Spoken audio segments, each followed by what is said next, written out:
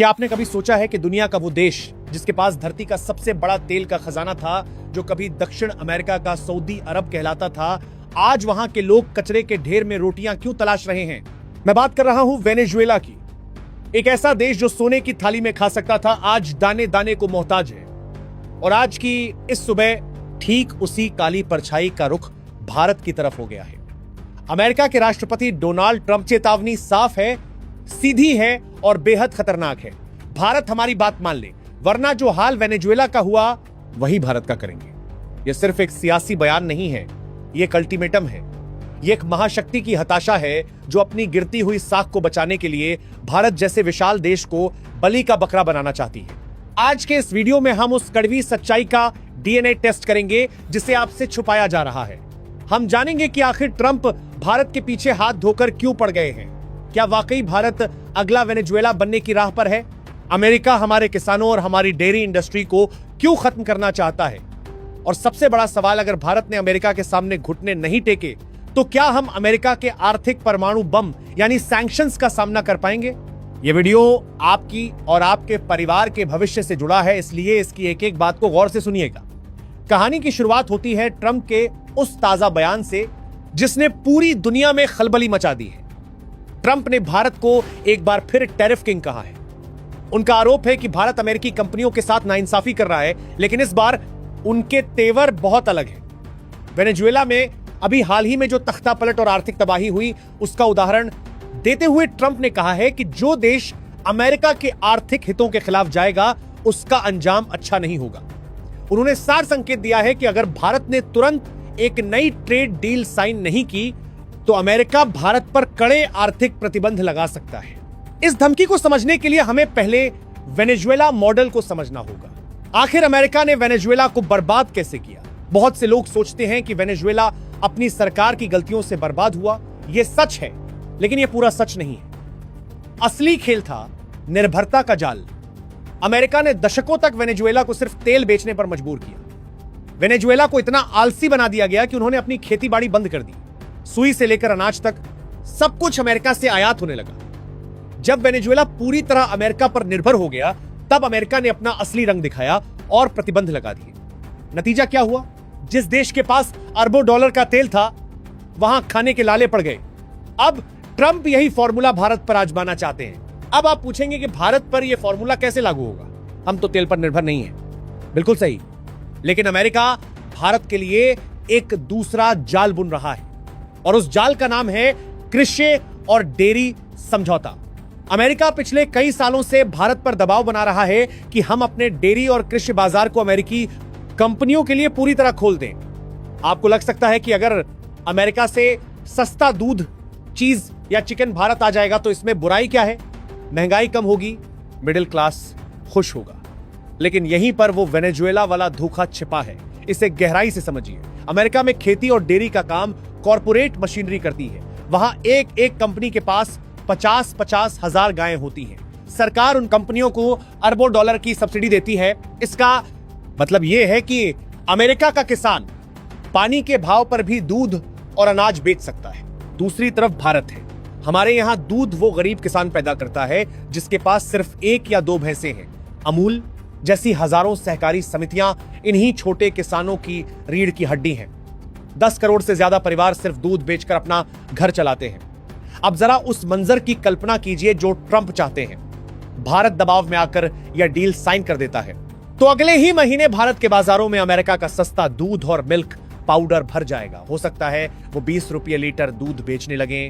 भारतीय उपभोक्ता सस्ता देखकर उसे खरीद लेगा। लेकिन इसका असर क्या होगा? हमारा गरीब किसान जो 40-50 रुपये की लागत पर दूध पैदा कर रहा है, वो उस अमेरिकी कॉर्पोरेट का मुकाबला नहीं कर पाएगा। उसका दूध बिकना बंद हो जाएगा। मजबूर होकर उसे अपनी गाय भैंस से कसाई को बेचनी पड़ेंगी। 2 से 3 साल के अंदर भारत की पूरी डेयरी इंडस्ट्री, जो दुनिया में सबसे बड़ी है, वो ताश के पत्तों की तरह बिखर जाएगी। अमूल जैसी संस्थाएं बंद हो जाएंगी। हमारे गांव कंगाल हो जाएंगे। और जिस दिन भारत का डेयरी सेक्टर पूरी तरह खत्म हो जाएगा, ठीक उसी दिन अमेरिका अपना अगला दांव चलेगा। जब भारत में दूध का उत्पादन खत्म हो जाएगा और हम पूरी तरह अमेरिकी आयात पर निर्भर हो जाएंगे, तब अमेरिका दूध के दाम बढ़ा देगा। जो दूध शुरू में सस्ता मिल रहा था वो बाद में पेट्रोल से भी महंगा बिकेगा। इसे कहते हैं डंपिंग स्ट्रेटेजी। पहले सस्ता माल भरकर लोकल मार्केट को मार दो और फिर मोनोपोली जमा लो, तब हमारे पास कोई विकल्प नहीं बचेगा। हम वही खाएंगे जो अमेरिका चाहेगा और उसी दाम पर खरीदेंगे जो ट्रंप तय करेंगे। यही स्थिति अनाज और चिकन के साथ भी हो सकती है। अमेरिका अपने जेनेटिकली मॉडिफाइड जीएम फसलों और फ्रोजन चिकन को भारत में डंप करना चाहता है। अगर हमारी खेती किसानी बर्बाद हुई तो भारत अपनी खाद्य संप्रभुता खो देगा। याद रखिए, कोई भी देश तब तक ही आजाद है जब तक वो अपना पेट खुद भर सकता है। जिस दिन हम दूसरों के मोहताज हुए, हमारी विदेश नीति वॉशिंगटन में तय होने लगी। वेनेजुएला के साथ यही हुआ था। उन्होंने भोजन उगाना छोड़ दिया था, इसलिए जब अमेरिका ने प्रतिबंध लगाए तो वहां अकाल पड़ गया। ट्रंप चाहते हैं कि भारत भी उसी कतार में खड़ा हो जाए, लेकिन ट्रंप की इस आक्रामकता के पीछे एक और बड़ा कारण है जिसे समझना बहुत जरूरी है। यह सिर्फ व्यापार की बात नहीं है, यह भू राजनीति की लड़ाई है। भारत ने रूस के साथ मिलकर और ब्रिक्स देशों के साथ मिलकर अमेरिकी डॉलर के वर्चस्व को चुनौती दी है। अमेरिका की असली ताकत उसका डॉलर है। पूरी दुनिया डॉलर में व्यापार करती है, जिससे अमेरिका को मुफ्त का फायदा मिलता है। लेकिन पिछले कुछ समय से भारत ने रुपये में व्यापार करना शुरू कर दिया है। हम यूएई से तेल रुपये में खरीद रहे हैं, रूस के साथ लेन देन अपनी करेंसी में कर रहे हैं। भारत का यूपीआई सिस्टम दुनिया भर में फैल रहा है और वीजा मास्टर कार्ड के लिए खतरा बन रहा है। यह बात अमेरिका को चुभ रही है। ट्रंप और उनका प्रशासन देख रहा है कि अगर भारत जैसा विशाल देश डॉलर के जाल से निकल गया तो बाकी दुनिया भी यही करेगी। वेनेजुएला ने भी तेल का व्यापार दूसरी करेंसी में करने की कोशिश की थी और इसीलिए उसे तबाह कर दिया गया। अब अमेरिका की यह धमकी असल में भारत की बढ़ती हुई ताकत को रोकने की एक साजिश है। वे हमें यह संदेश देना चाहते हैं कि सुपर पावर हम हैं और तुम्हें हमारे नियमों से चलना होगा। अब सबसे बड़ा सवाल, क्या हम डर जाएंगे या हम लड़ेंगे? वेनेजुएला के इतिहास से सीखें तो भारत को 3 गलतियां करने से बचना होगा। पहली गलती, तुष्टीकरण। वेनेजुएला ने शुरू में अमेरिका को खुश करने की बहुत कोशिश की थी, लेकिन भेड़िया कभी शाकाहारी नहीं होता। भारत को भी यह समझ जाना चाहिए कि ट्रंप से मीठी बातें करके या थोड़ी बहुत छूट देकर यह बला टलने वाली नहीं है। हमें जैसे को तैसा की नीति अपनानी होगी। अगर अमेरिका हमारे आईटी सेक्टर या कोन टेक्सटाइल पर टैक्स बढ़ाता है तो हमें भी उनकी बड़ी टेक कंपनियों गूगल, फेसबुक, अमेजन पर डिजिटल टैक्स और डेटा लोकलाइजेशन के नियम सख्त कर देने चाहिए। उनका बाजार हमारे बाजार से पैसा कमाता है, यह हमारी ताकत है। दूसरी गलती, घरेलू उत्पादन की अनदेखी। भारत को किसी भी कीमत पर अपने कृषि और डेयरी सेक्टर को आरसीईपी या किसी भी अमेरिकी फ्री ट्रेड एग्रीमेंट से दूर रखना होगा। हमें यह साफ करना होगा कि किसान हमारी अर्थव्यवस्था का हिस्सा नहीं, हमारी आत्मा है। सरकार को चाहिए कि वो घरेलू सप्लाई चेन को इतना मजबूत करे कि विदेशी माल की जरूरत ही ना पड़े। आत्मनिर्भर भारत अब सिर्फ एक नारा नहीं बल्कि अस्तित्व की लड़ाई बन चुका है। तीसरी गलती, मित्रों की कमी। वेनेजुएला अकेला पड़ गया था, भारत को अकेला नहीं पड़ना है।